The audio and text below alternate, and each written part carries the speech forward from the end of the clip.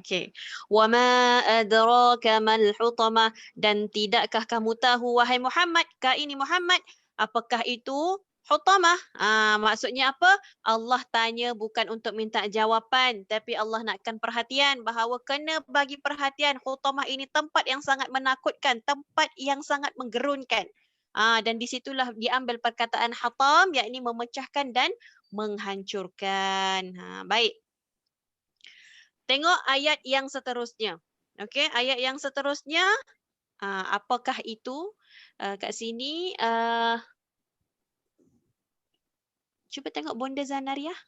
Masya Allah. Bonda Zanaria, ayat yang ke-6. Apa yang Allah kata dalam surah ini?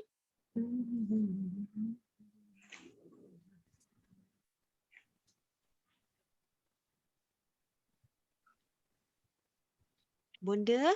Ya. Di manakah Bonda Zanariahku? Auzubillah syaitan rajim. Narullahil muqadah. Neraka Maksudnya? Allah yang dinyalakan. Na'udzubillahi min dzalik ya Allah. Okey, tengok satu persatu ya. Narullahi. Okey, tengok pada awal ni. Narullah. Nar ni apa? Neraka. Allah ni Allah lah, neraka Allah. Al-Muqadah maksud dia apa? Yang dinyalakan. Yang dinyalakan. Okey, maksudnya narullahil muqaddah. Kenapa Allah letak narullah? Ini saya nak bagi tahu ni. Kalau kita tengok dalam Al-Quran, apa sahaja dia bertelikan, dia berpasangkan dengan Allah, maka ketahuilah bahawa perkara itu diambil serius. Dan perkara itu sangat besar. Dan kita tengok contoh ayat, saya bagi layar contoh ayat. Contoh ayat. Naqatallah.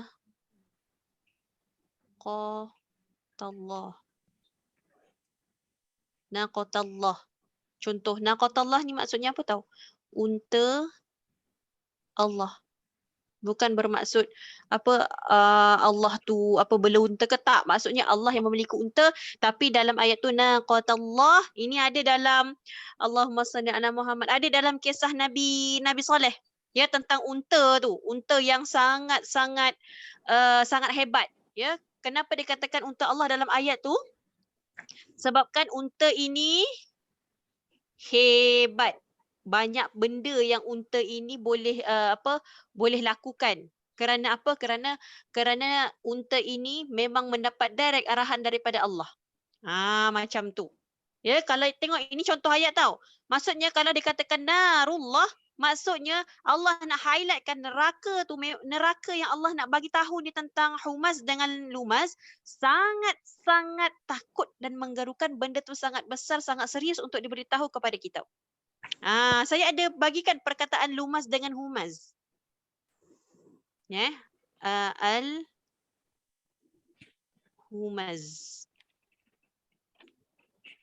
Saya ulang balik ni tau. Al-Humaz.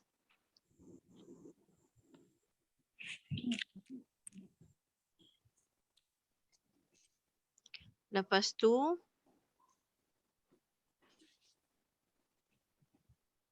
Al-Lumaz.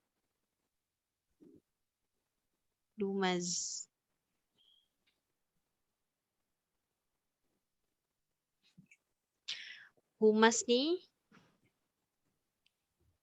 pengumpat, pencela. Humazah, lumazah yang melakukannya. Ni. Inilah yang Allah nak bagi tahu kepada mereka yang suka mengumpat dan mencela, ya. Apa dia punya pembalasannya? Muqadah. Ini nak bagi tahu muqadah ni. Muqadah ini bukan hanya yang dinyalakan ya. Ini satu dia punya makna ni yang pertama. Makna muqadah juga yang kedua adalah muqadah tidak akan terpadam. Tidak akan terpadam. Ini adalah sifat-sifat hutamah. Ni. Sifat neraka hutamah. Na'udzubillahi min dzalik. Takut tengok ya. Narullahil muqadah, dan neraka Allah yang dinyalakan. Ya, ini adalah sifat kepada hutamah. Okey, baik. Yang seterusnya. Kita tengok yang seterusnya.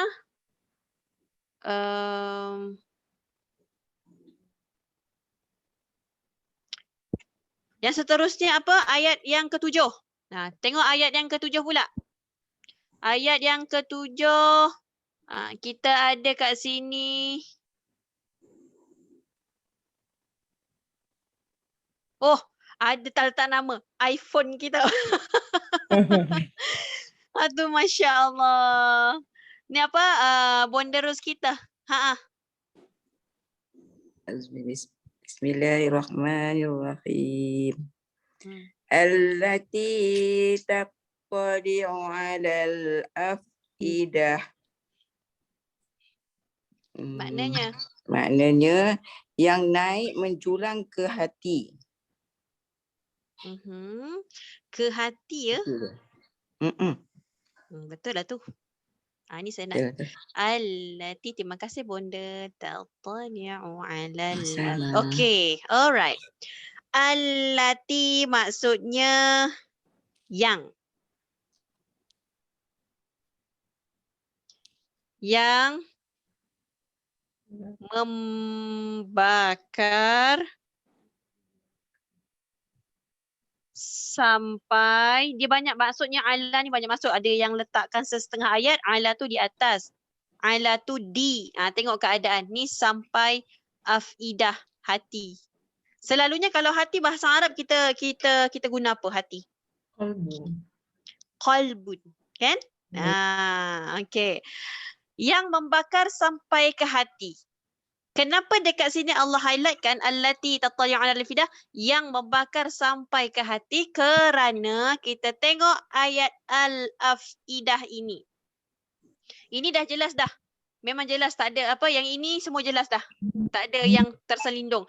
Al-afidah. Kenapa Allah tak kata alal qalbun? Kenapa?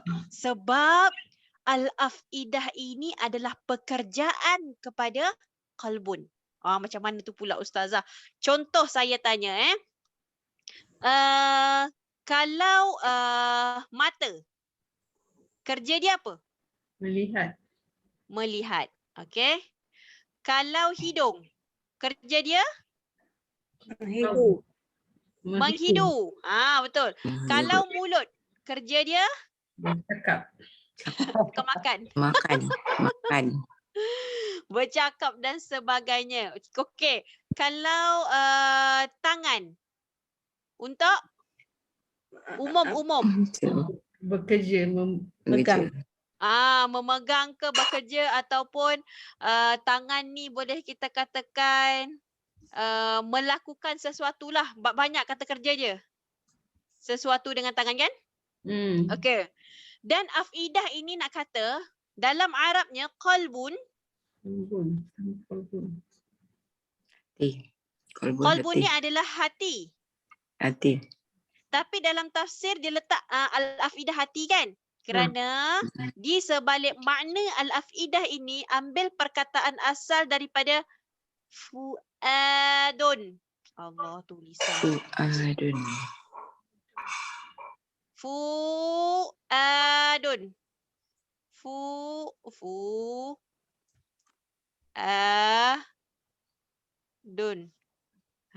Jelas tak? Fa, hamzah, alif, dal, dhammatan. Fuadun. Fuadun maksudnya adalah dia lebih, macam mana ayat dia? Kita perasaan tu. Pekerjaan dia, senang cerita. Pekerjaan kepada hati. Fuadun, macam mana ya ayat dia? Lubun albab fuadun. Alamak, lupalah kata dasar dia. Allahumma salli ala Muhammad. Senang cerita, fuadun ni kerja dia untuk berfikir. Tak. Qalbun ni kita punya anggota tau. Fuadun ni, Fuadun, ini adalah apa nama? Hati ni dia punya Berfikir. anggota, kerja dia apa? Rasa, perasaan. Macam itulah cerita dia. Tapi kalau diikutkan dalam Al-Quran, dia lebih kepada berfikir tau. Kalau ada tafsir-tafsir, dia menyifatkan fuadun ini adalah berfikir.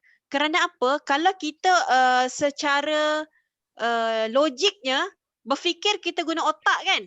Tapi dalam Al-Quran, qalbun itu dia punya center. Okey, pernah dengar ni tak? Pernah dengar perkataan ni tak? Ya. Hati dia kan. Pernah dengar ni tak? Ulul albab. Pernah dengar tak? Pernah. Dalam Quran Ah. banyak dah. Albab. Kan? Albab maksudnya apa? Albab. Sebab pintu Ustaz. Pintu. Pintu hati. Alamak, tergelak lah, sorry. Ahmad Albab. Masya Allah. Okey, betul lah tu. Okey, albab tu sebenarnya pintu. Tapi albab pintu yang ini albabun. Albab. Albabu. Sebab dia ada alif lam. Albabu. Ini pintu itu ataupun babun. Ini pintu, ni pintu. Albab ini ulul albab. Ya. Albab, bukan ulul bab, bukan. Ulul albab. Albab ni satu perkataan. Ini satu perkataan. Dia lain. Nampak kita macam macam sama kan? Tapi ni lain. Kalau ini, perasan tak kalau perkataan albab ni tak ada lam. Ni ada lam. Perasan tak? Ya. Ni. So ini Albab. apa benda ni? Ni tak ada ni. Albabun. Baru betul. Sekejaplah, saya tulis balik. Okey. Albabu. Ni albabu. Babun. Ini pintu itu. Ini pintu. Yang ini albab. Kita buang ulu ni. Albab. Sebab ia ambil perkataan daripada lubbun. Ni kata dasar Arab dia. Lubbun. Yakni sesuatu lubun. Dia macam mana dia nak cakap sesuatu yang kat center. Center tu bahasa Melayu apa? Tengah. Center. Ya, sesuatu yang di tengah. Masya Allah, subhanallah. Lubun, asal perkataan tu lubun. So, ulul albab ini dalam Al-Quran, ulama menafsirkan bahawa ulul albab ini adalah golongan yang berfikir. Benar tak dengar kan? Golongan-golongan orang-orang yang berfikir. Kan? Jadinya apa kaitan dengan ayat tadi? Okey, maksudnya qalbun ini adalah kita punya hati dan kita punya hati tu berperanan, dia bekerja sebagai fuadun ini. Dia bagi ke otak supaya kita fikir melalui hati. Sebab dalam hadis pun, dalam hadis Arba'in menyebut tentang hati tu adalah kalau baik hati tu, baiklah pekerjaannya. Kalau jahat hati tu, busuklah hati tu, maka busuklah dan tak cantiklah pekerjaan tu. So faham tak maksud afidah ni? Ya, dia mengerjakan. Ya, dia sesuatu pekerjaan yang Dia dapat anggotanya adalah hati. Kalbu tadi. Ya, perasaan. Macam itulah. Dia punya maksud tu. Tapi nak exactly ayat tu tak tahulah sebab masa saya belajar afidah ni daripada fuad itu adalah berfikir dan dia punya kotak dia adalah hati. Contohlah macam kita fikirkan kotak, pernah dengar tak kotak hitam? Kotak hitam kapal terbang. Ya, benar. Ya. Kotak hitam itulah yang bekerja untuk dia rakam segala apa yang terjadi dekat aeroplan tu. Kan? Ya, betul. Macam tu lah kolbun tu. Kolbun tu kolbun ni akan merakam segala apa yang kita lakukan dekat dunia untuk diberitahu kepada Allah di Yaumul Hasyr. Yakni di padang mahsyar nanti, hari kebangkitan nanti. Kolbun ni lah melalui fuadun. Okey? Jelas Yes. Okey, jelas. Alhamdulillah. Itu ayat yang ke berapa? 7. Yang ke-7. Tengok ayat yang ke-8. Ayat yang ke-8 apa dia? Bonda Ramlah lah. Saya. Mm. Bismillahirrahmanirrahim. Innaha alaihim muqsadah. Ayolah betul kan? Masya Allah. Sebab pendek Maksud dia, Sesungguhnya api itu ditutup rapat atas diri mereka. Allahu Akbar, na'udzubillah. Okey, kita tengok satu-satu. Innaha, sesungguhnya. Atas mereka. Alaihim muqsadah. Dia lebih macam ni bahasa Arab dia. Ke atas mereka ni. Maksud dia ke atas mereka, muqsadah, tutup. Ini ada dalam terjemahan dia. Dia bakar. Maknanya saya punya pandangan lah, dia bakar dekat lah maknanya. Okey. Yang tak boleh apa lagi dah. Tak boleh ditolong lagi dah. Okey. Ditutup rapat. Ya, Betul tak? api itu ditutup rapat atas diri mereka. Yakni apa? Muqsadah ni juga, tadi apa? Tadi muqadah kan? Itu antara sifat. Sifat hutamah dia muqadah. Lepas tu ada lagi muqsadah. Muqsadah ni pun antara sifat hutamah itu ditutup rapat. Kenapa ditutup rapat? Sebab ahli neraka. Lumas dan humas ni, Lumas dan humas ini akan berusaha untuk keluar daripada neraka itu. Walaupun memang tak boleh pun, tapi ini adalah ciri-ciri orang yang berada lumas dan humas dekat dalam neraka hutamah tu. Bila mana ditutup rapat, lumas dan humas ini berusaha untuk pergi ke pintu tersebut tapi tidak berjaya. Dan adanya pula dalam sifat yang lain, ini dah jelas dia tak ada apa-apa tersembunyi ni. Ini semua dah jelas ni. Okey, yang tidak tersembunyi. Jadi ayat yang ke-9 seterusnya adalah Bonda Tumirah. Saya. Apa ayat? Bismillahirrahmanirrahim. Fi amadim mumaddadah. Sedang itu diikat pada tiang-tiang yang panjang. Di amadin. Di tiang-tiang yang panjang. Mumaddadah ni panjang Betul. Okey, tengok ya. Fi amadim mumaddadah. Okey.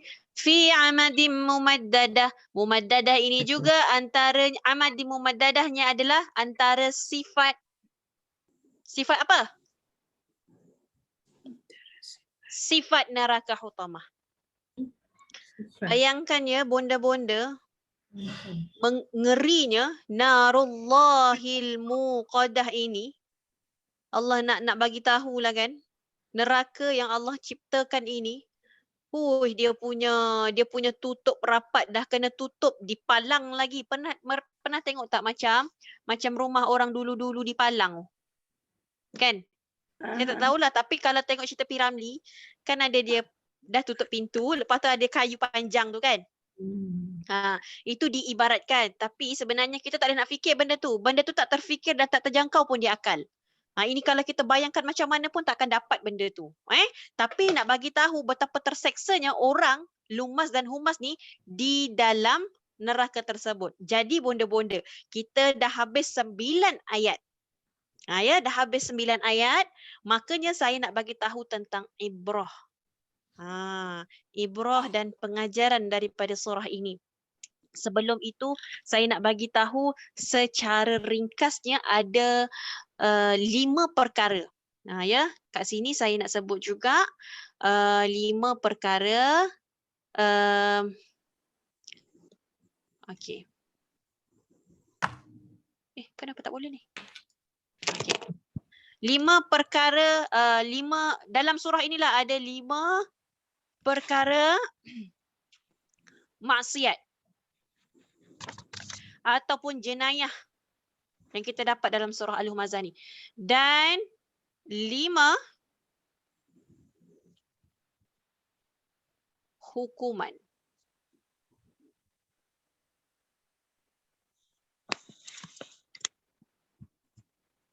Akibat perlakuan jenayah ataupun maksiat. Apakah itu? Ni tengok. Yang pertama sekali dalam surah ini. 5 perkara itu adalah mengumpat. Yang melibatkan 3 orang. Okey. Yang kedua, apa yang dilakukan? Mencela. Yang melibatkan 2 orang. Saya nak tanya bonda-bonda yang ada pada minggu lepas, antara mengumpat dan mencela, mana yang ulama tafsir kata yang paling keji? Mengumpat. Mengumpat. Sebab? Dia melibatkan 3 orang. 3 orang. Dan orang yang ketiga itu ghaib. Ingat tak perkataan ini? Perkataan ghibah. Pernah dengar tak perkataan ghibah? Nah. Okey, ghibah ini kata asal dia ghaib. Allah, tulisan pun. Ya Okey. Ghaib. Ghain hamzah ba. Ghaibun. Asal perkataan ghibah adalah ghaibun. Jadi ghibah ini yang mengumpat. Ghaib ni siapa? Ghaib ini orang yang ketiga. Orang yang pertama, kedua ada depan mata. Pertama, kedua ni dia mengumpat untuk orang yang ketiga. Itu dah jadi ghibah. Ghibah asal ghaib. Ghaib ni siapa? Orang yang ketiga. Baik, yang kedua mencela. Ini face to face. Ya, yang kedua. Yang ketiga apa? Allah. Ustazah, kejap nak tanya Ustazah. Ya, Mencela ni tak semestinya berdua je kan? Maksudnya? Katakanlah, mungkin 2 lawan 1 ke gitu? 2 lawan 1, tapi dia mencela ni dia punya syaratnya berdepan. Yes, berdepan. Okey, faham.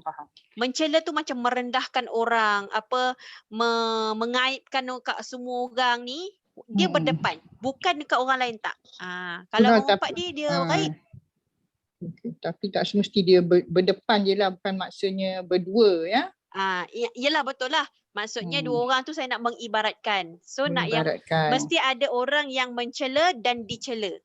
Kan? Okay. Orang yang nak merendahkan tu merendahkan orang, pandang hina ke orang, macam itulah. Okey, yang ketiga apa? Menghitung harta.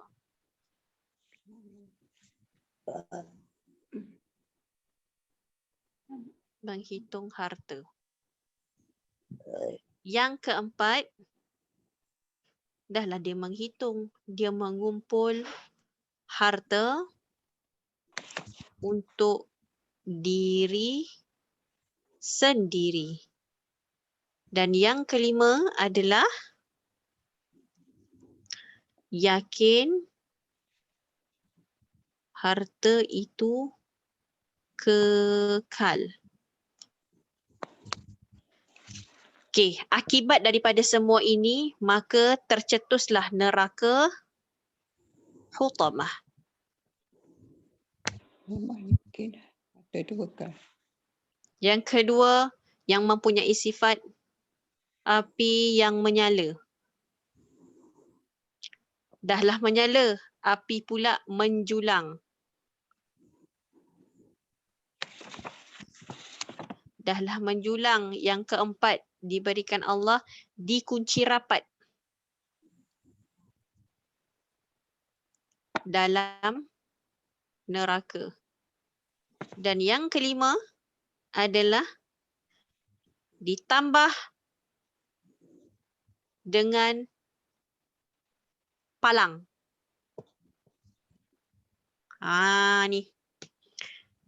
Inilah 5 perkara maksiat ataupun jenayah yang kita nampak dalam surah ini dan 5 hukuman akibat perlakuan jenayah dan maksiat yang telah dilakukan tadi. Ya, mengumpat, mencela, lumaz dan humaz. Macam gitu. Okey? Boleh saya padam? Boleh. Okey.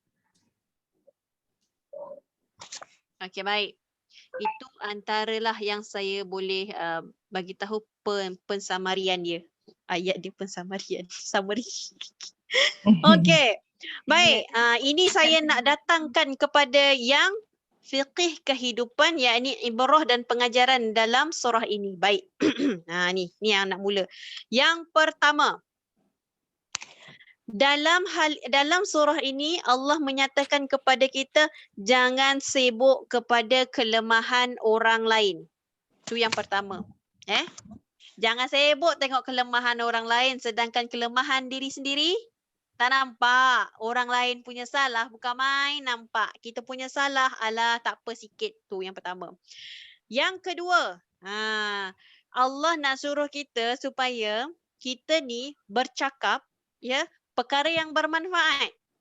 Sebabkan itulah kita jangan sekali-kali bercakap untuk mengumpat dan mencela orang. Tapi kita pernah lakukan perkara itu, pernah. Tapi solusinya kita minta maaf pada orang tu dan kita taubat kepada Allah. Ya, itu yang kedua. Yang ketiga, ibrah surah ini menjaga dan menutup aib orang lain. Kadang kita ni ya tak buka aib orang dekat depan dia. Tapi kita buka aib dia dekat orang lain. Faham tak maksud saya? Faham. Alhamdulillah. Bunda Fauziah terbaik faham Faham lah, mengumpat lah tu. Cerita yang tak baik je kan. Dekat orang. Itu. Ya, perkara tu. Jangan sekali-kali buka aib orang. Macam tu. Kalau kita nak buka aib tu, contohnya macam ni lah. Kita tak nak orang lain dizalimi. Itu boleh. Faham tak? Contoh macam ni contohlah saya ni orang yang travel pergi umrah. Contoh, saya pemilik travel kan. Ustazah Akidah punya travel contoh. Okey. Tiba-tiba Bunda Fauziah nak pergi dengan saya. Dia bayar duit dekat saya. Tapi dalam pada masa yang sama saya menipu. Saya ambil duit Bunda Fauziah ni, saya tak bawa pun dia pergi, saya block dia, saya pindah tempat lain. So bila saya pindah ke tempat lain, kat situ pula ada Bonda Ramlah. Bonda Ramlah kawan pula dengan Bonda Fauziah. Saya menggunakan title yang sama, Travel Ustazah Akidah Mawardi contoh. Bonda Fauziah boleh cakap dengan Bonda Ramlah, kau jangan pergi dengan ustazah tu. Sebab aku dah pernah terkena dah. Macam tu. Sebab apa? Tapi dengan niat lah. Bonda Fauziah kena niat bahawa aku tak nak kawan aku terkena seperti mana aku kena. Itu dibolehkan. Sebab apa? Kita nak menyelamatkan seseorang daripada dizalimi dan dianiayai. Benda-benda macam tu tak apa. Lagi Tapi satu perkara... dosa ustazah pun kurang lah kat situ seorang. Kalau dia tak kena. Kak Haji sempat lah. Betul lah tu kan. Biasa kita dah ni kan daripada pagi kan buat kerja itu ini kan. Faham pun dia. Okey, itu yang ketiga. Nak tanya ni. Ya. Ustazah nak tanya. Kak. Kalau orang yang mengumpat tu, tapi orang yang mendengar tu, dia tak nak mendengar tapi dah orang tu nak cerita. Dia berdosa juga ke? Okay. Ni kita Faham tak? ni. Oh, saya Orang tu faham. mengumpat kawan si A. Tapi yang Ya, saya orang faham, yang saya faham. yang orang kedua tu tak nak dengar. Tapi dia bercerita terpaksa dengar. Okey, saya faham lah tu.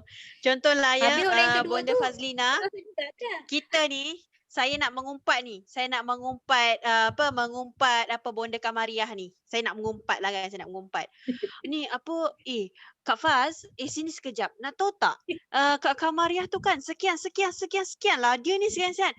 Yang Kak Fazlina ni kata, aku tak nak dengar ni. Okey, astagfirullahalazim. Boleh Yang pertama niat dulu, ya. Kita punya niat. Ya Allah, aku tak nak dengar semua ni keburukan orang. Yang kedua, kita bertindak. Bertindak macam mana? Kejap. Aku rasa macam nak tandai lah. Macam tu. Cari alasan. Benda bukan menipu. Tapi mencari alasan supaya kita tidak terjerumus dalam lembah kemaksiatan itu. Kemaksiatan tu apa? Kemaksiatan mendengar umpatan dan mendengar fitnah. Kena niat lah. Tapi janganlah kata, tak apalah aku tak dosa. Ustazah kata tak dosa. Kalau dengar tak buat apa-apa. Iya ke? Iya ke? Tak boleh. Kita cuba untuk tidak terjerumus melainkan contoh nak menyelamatkan kita. Kau kena dengar ni. Masalahnya aku dah kena. Kau tahu tak? Aku dah kena. Kau kena dengar. Itu tak apa. Sebab kita tak nak kawan kita tu dizalimi. Kita tak nak. So itu tak apa. Tak ada masalah. Okey, baik. Itu yang ketiga. Yang keempat, meluangkan masa dengan aktiviti yang berfaedah. Maksudnya apa? Bukan membawang semata-mata. Ya. Sekarang ni kita nampak tak jumpa orang, memanglah tak membawang. Tapi mungkin mulut kita adalah jari kita membawang. Dia tulis dekat WhatsApp lah, hai orang, kau tahu tak sekian dan sekian. Dia punya jari tu, dia berjalan. Sebab apa? Nak mengumpat orang. Dengan ada pula grup WhatsApp, grup membawang, ada bonda-bonda ada. Ya, sebab pernah terjadi dekat muslimah. Maaf. Pernah terjadi dekat muslimat, tak kisahlah kat mana-mana kan. Pernah terjadi dan saya mempersaksikan bila mana orang tu dia tak remove orang tu, dia tak remove. Tapi dia buat grup yang lain untuk membawang si yang tak di live ni. Faham tak? Faham? Memang ada. Faham. Dekat office selalu macam tu. Oh, sudah. Maksudnya macam tu. Sampai tahap macam tu, dekat akhir zaman ni bukan hanya mulut, Biasalah, bukan punya lisan. Nak lari. Bos selalu kena bawang. Oh lah, kesiannya bos banyaknya lah. Bos punya pahala ya. Jadinya nak kabarnya kat situ, berhati-hati kadang-kadang kita ni dalam keadaan yang dimainkan oleh syaitanir rajim. Na'udzubillahi min dzalik. Baik. Okey, itu yang keempat.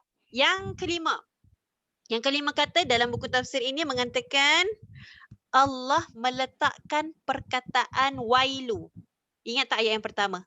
Wailul likulli humazatil lumazah. Allah letakkan wailu melalui surah Al-Humazah dan juga surah Mutaffifin. Surah Mutaffifin cuba letak kat situ sikit. Mutaffifin ayat 1 hingga ayat 3. Di situ juga Allah letak wailul lil mutaffifin alladzina idza iktalu 'alan nasi yastawfun wa idza kaluhum aw wazanuhum yukhsirun. Allah nyatakan daripada Al-Humazah 1 hingga 3, wailul lil mutaffifin, wailu 1 hingga 3. Apa kaitannya? Kaitannya dalam dua surah yang terawal ini adanya sifat tamak. Tamakkan apa? Tamakkan harta. Kalau mutaffifin, dia berkaitan dengan menimbang-nimbang. Peniaga yang menimbang-nimbang kan? Timbang apa barang. Contoh dalam ayat mutaffifin ni kata apa? Kalau dia beli barang dekat orang tu, dia nak sukatannya betul. Tapi bila dia jual balik dekat orang, sukatannya dikurangkan. Maka itu adalah tamak lah namanya. Dia nak untuk diri dia sendiri sahaja. Jadi ayat ini yang kelima ini pengajarannya sifat tamak jangan ada pada diri kita. Sebabkan itulah tadi ingat tak yang 5 perkara tu, 5 kemaksiatan tu, mengumpul harta, menghitung-hitung harta untuk diri sendiri. Tidak diniatkan untuk diinfak kepada orang lain. Bahaya ya bonda-bonda, bahaya. Dan untuk pengetahuan bonda-bonda, ini kan admin pun saya tak bagi tahu ni. Tapi ialah untuk merasai juga sebahagian sedikit sebanyak daripada yuran yang bonda-bonda berikan, ya. Yalah, moga-moga bonda-bonda pun dapat samalah. Saya infakkan kepada mungkin hari ni untuk bulan ni saya infak pada Mahat tahfiz, anak-anak yatim bulan depan lagi pada mereka asnaf-asnaf. Mungkin saya tak bagi bank in, saya suruh beli makanan untuk anak-anak yatim sebahagian daripada yuran-yuran bonda-bonda. Sebab apa? Kita nak sama-sama dapat jariah. Ya? Okey, baik. Alhamdulillah. Terima kasih Ustazah. Maaflah. Saya ingat admin pun saya tak bagi tahu. Minta maaf ya tuan admin, puan admin. Semoga dapatlah saham tu bersama insya-Allah. Baik. InsyaAllah. Apa tadi? Yang ke berapa tadi? Yang kelima. Kelima. Baik. Tengok yang keenam sebab dalam tu saya kata Alung Mazhar ni kena bagi 2. Kalau 1 jam memang tak sempat. Yang keenam. Tadi kelima. Yang keenam dekat dalam buku ini mengatakan jangan ada sifat ananiyah. Mana pen? Ni. Ni dia punya Arab dia macam ni. Arab dia. Mana Arab? Sifat ni. Sifat ananiyah.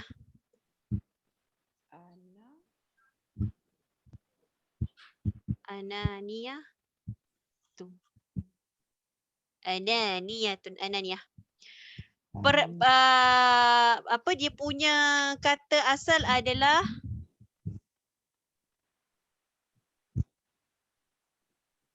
ana. Ya, maksudnya keakuan, bukan mengaku ya, keakuan.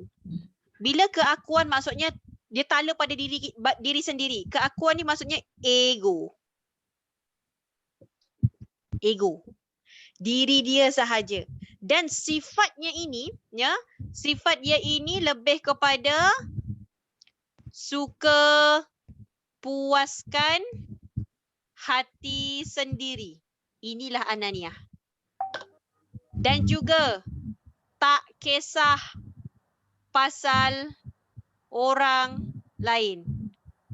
Ni selfish, penting diri, ego, semua ada pada ananiyah. Dan kalau kita nak tengok dalam surah, bukan surah lah, dalam mana-mana ayat, pernah jumpa tak perkataan ini? Ni ada alif ziyadah. Saya masuk sikit hukum tajwid ya, maaf. Ananiyah. Ananiyah. Perkataan ana. Perkataan ini dibaca macam mana kalau diwasalkan? Kalau wasal? 1, Ini berapa harkat? 2. 2, Wasal. 1. Satu harkat lah senang cerita. Kan? Anak Kalau saya kan? Betul, sangat betul.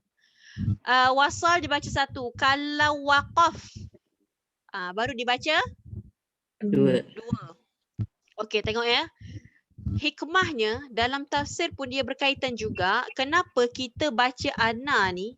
Kita baca pendek kalau kita sambungkan. Ana wa ana minal muslimin. Kan? Allah tak nak kita ana ni panjang. Sebab tu ada alif ziyadah ni. Tak nak panjang. Dia tak nak cakap pasal aku ni lama sangat. Ana tak nak. Makanya ayat ini juga ya, dan bersama maksudnya Allah tak nak kita ni asyik cakap pasal aku. Akulah itu, akulah ini, akulah itu, akulah yang paling betul, akulah yang paling hebat. Allah tak nak. Cukup sekadar kita menyebut ana, saya. Maksudnya itu dah penyampaiannya. Kaitannya dengan hukum tajwid tu. Sebab hukum tajwid bila dibacakan seperti mana bacaan Rasulullah. Baik. Itu antara penafsirannya. Dan juga untuk yang keenam, yang ketujuh. Ya, dari 8 kat sini. Yang ketujuh, Lumazah dan humazah.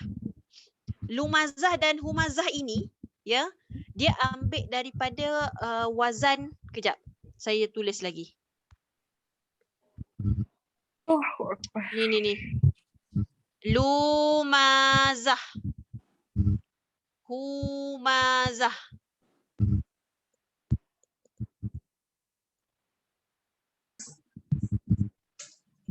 Dia ambil wazan daripada fu'alah.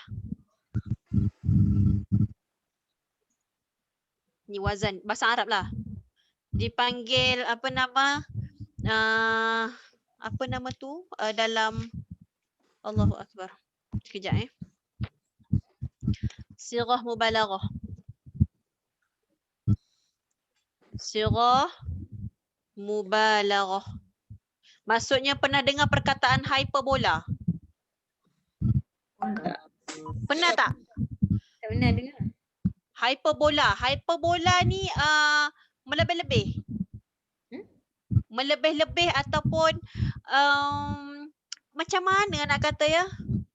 Benda yang Allah, macam mana nak kata ya? Hyper ni terlalu aktif.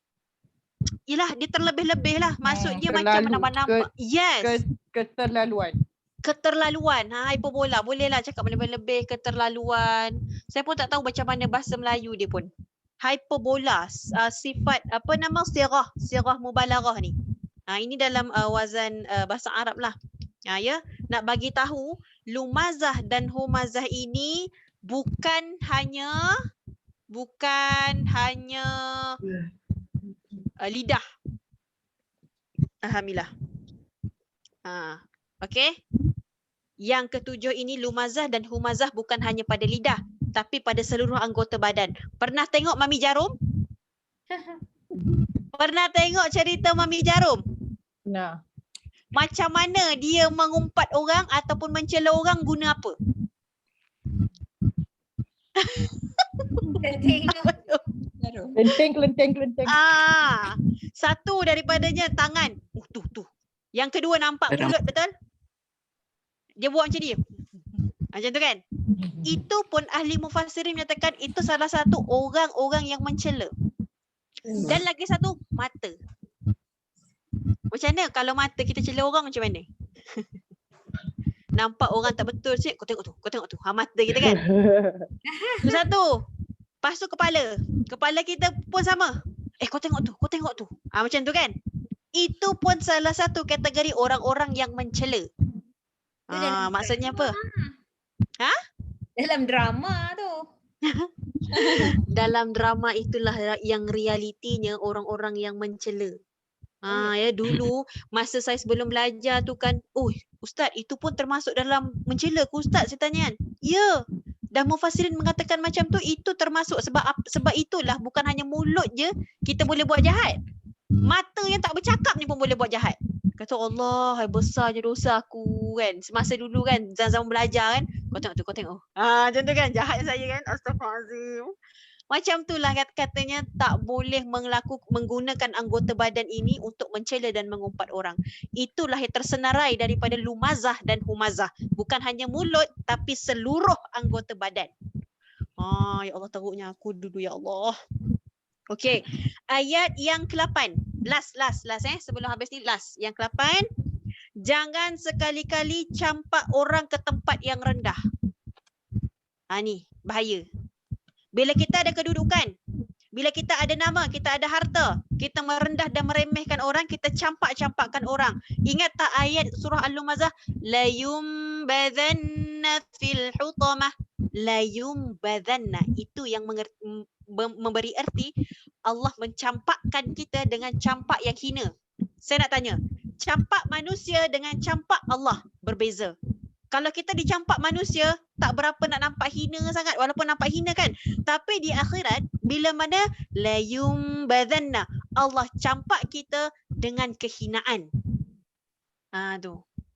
Campak macam kita campak anak, bahasa kasar, campak anak. Sana. Tapi kita ada rasa sayang kan? Tapi tidak di akhirat. Malaikat tidak dikurniakan malaikat yang menjaga neraka itu tak ada rasa belas kasihan. Allah tak campak pada malaikat itu rasa belas kasihan, tak. Sebabkan itulah la yumbadhanna fil hutamah, Allah campak plus penghinaan. Aca bayang. Na'udzubillahi min dzalik. Allah mencampak. Ini lumazah dengan humazah. Nampak biasa kan? Nampak ngumpul orang, cakap merendah-rendahkan orang. Itulah antara ibrah dan pengajaran yang kita dapat dalam surah Al-Humazah. Allahu Akbar. Kesilapan Ustazah, jangan sekali-kali campak orang apa? Jangan sekali-kali mencampak orang. Mencampak tu erti kata merendah-rendahkan orang. Ataupun bila mana kita ada harta, orang minta dekat kita, minta pertolongan, kita tolak orang tu. Kita aniaya orang tu sampai orang tu macam, kan ada orang minta duit kan, kita pukul dia. Pengemis kan? Kita pukul dia, kita tolak, kita terajang dia kan. Itu Islam tak ajar lah. Okay? Allah na'udzubillahi min dzalik. Semoga bonda-bonda dan saya juga terhindar daripada golongan lumaz dan humas ini, insya-Allah. Baik, bonda-bonda. Minggu depan kita sambung dengan surah Al-Asr. Jadi ada berkaitan juga dengan surah ini. Tak apa, nanti kita bahaskan. Jadi bonda-bonda terima kasih banyak-banyak sebab bersama-sama malam ini. Saya mohon sangat bonda-bonda dapat teruskan sampai kita habis surah Ad-Duha. Ya, sampai Ad-Duha insya-Allah. Baik. Okey bonda-bonda, wallahu alam, ya, kita tutup kita punya kelas ini dengan tasbih kafarah dan suratul Asr. Bismillahirrahmanirrahim. Subhanakallahumma wa bihamdika nashhadu an la ilaha illa anta wa nastaghfiruka wa atubu ilaik. Bismillahirrahmanirrahim. Wal 'asri innal insana lafi khusr illa alladhina amanu wa 'amilus solihati wa tawasaw bil haqqi wa tawasaw bis sabr walhamdulillahi rabbil alamin. Okey, jangan tinggal baca Yasin setiap hari deh. Insya-Allah. Tak pada Allah. Okey, Bonda Fauzia okey? Alhamdulillah. Okey. Alhamdulillah. Tak apa, biasalah tu malam-malam kan. Kita dah bekerja penat. Siang-siang dah kerja penat. Ada dekat Malam mana pula pun. Tak ada